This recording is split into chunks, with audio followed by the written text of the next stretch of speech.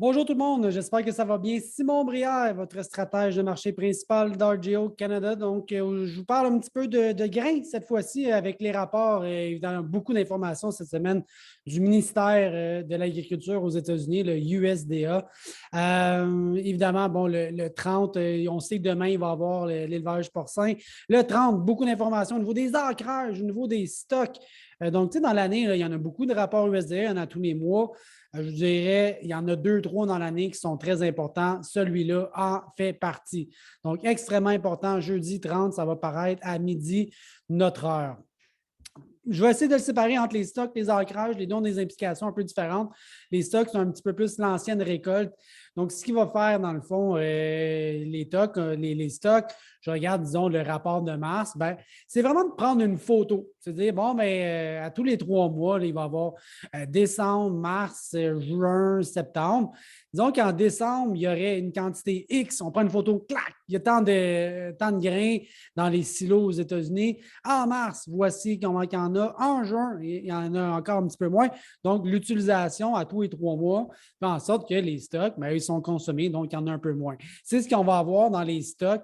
Et ils vont simplement nous dire, ben, au 1er juin, paf, voici qu'est-ce qu'on a dans le maïs, dans le blé, dans le soya, et voici les inventaires trimestriels.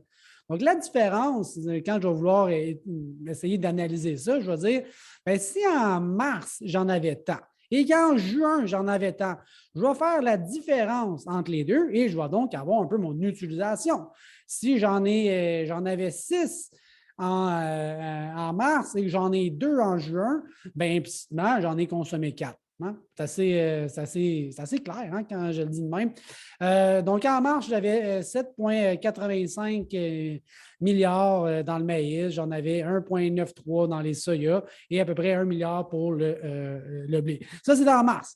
On va faire la même photo pour les inventaires de juin et on s'entend à ce que ça aille baisser à 4,3 pour le maïs, 965 millions le soya et 655 pour le blé.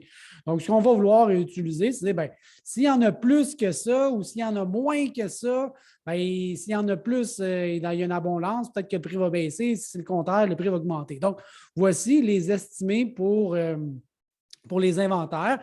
Et ça, c'est de l'ancienne récolte. On ne parle pas de rendement, on ne parle pas de superficie. C'est juste de dire, ben, au 1er juin, de l'ancienne récolte, bing, voici ce qui reste. Et là, ben, dans les différentes catégories d'utilisation, ben, je pourrais regarder qu'est-ce qu'il y a eu au niveau de l'exportation. Dans le maïs, c'est bien correct. Ce n'est pas une grosse année d'exportation de maïs aux États-Unis. Par contre, dans le soya, ben, c'est très fort. OK? Ah, bon, ben là, on essaie de se donner une tête par rapport à tout ça. Oh, l'éthanol. L'éthanol roule correct. OK, il y a eu un petit peu une baisse en début d'année, mais là, ça a remonté. Fait que, OK, c'est assez pour faire bouger les stocks beaucoup.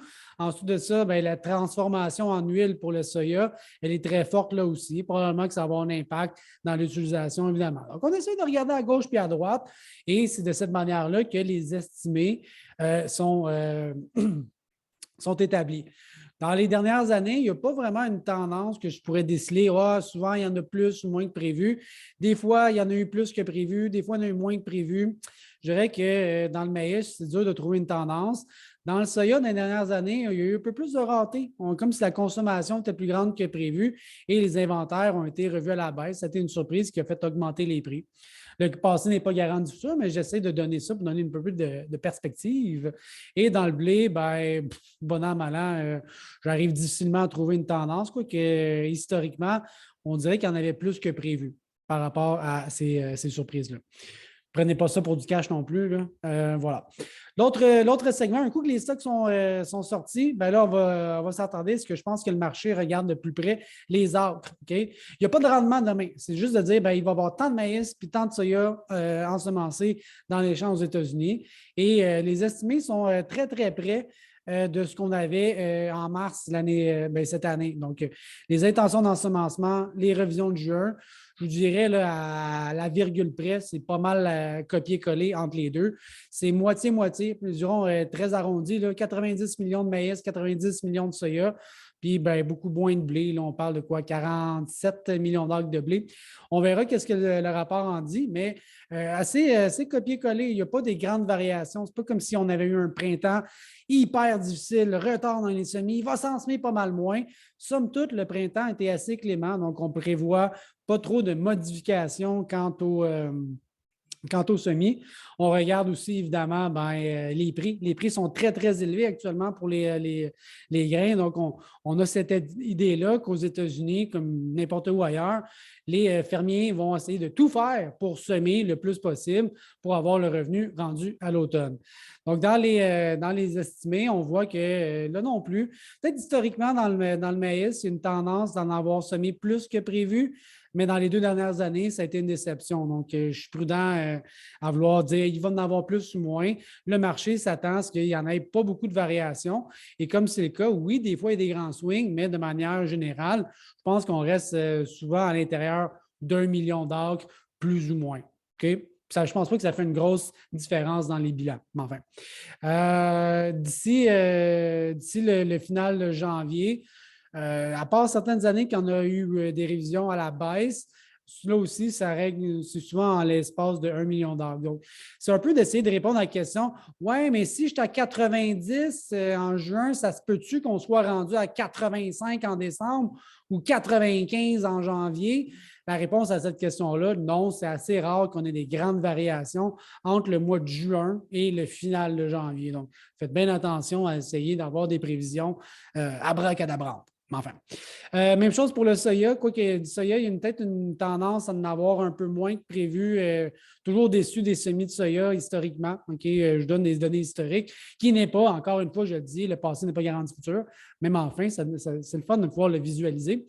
Et pour la différence entre le final ou les ancrages de mars, juin par rapport au final, mais dans les dernières années, il y a peut-être une fois en 2019, mais ça, c'est la guerre commerciale avec la Chine. C'est difficile de prendre une décision fiable là-dessus. Je pense que dans les dernières années, il n'y a pas eu beaucoup de changements entre les ancrages de juin et les finales rendues en janvier. Donc, si on a 90 en juin, je prendrais ça un petit peu pour du cash. Mais enfin.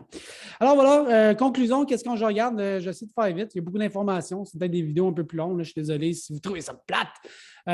Demain, ce n'est pas un bilan. Okay? Un bilan, c'est la production, la consommation puis les inventaires de fin.